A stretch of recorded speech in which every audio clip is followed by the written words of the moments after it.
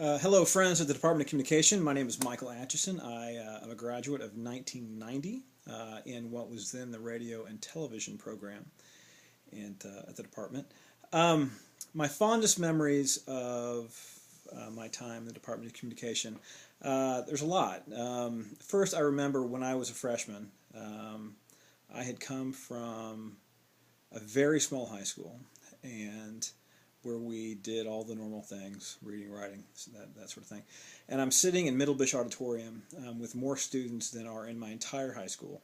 And I'm down sitting in front, and Dr. Porter, whom I've just met, is lecturing, and it's his class on the history of radio and television. And at that time, we didn't really take things like TV very seriously. We thought that they were bad for you. But intuitively, I understood that it was important stuff, and it was finally treated seriously. And that's when I understood that this place is for me. So that was great. I mean, I also remember being in the basement of Academic Support Center, cutting audio tape by hand, something that doesn't happen anymore, and working on video projects in the studio, collaborating with friends and classmates, and that was great. And I also have one very specific memory from a speech communication class, which we were required to take to get our degree. We had to take a class on the other side of the department. And we'll always remember being in my interpersonal communication class with my teacher, whose name escapes me now, and I apologize. And we're talking about group communication, group dynamics, and the professor saying that there's no such thing as a triad, only a dyad plus one, meaning that all communication, all relationships are one-to-one.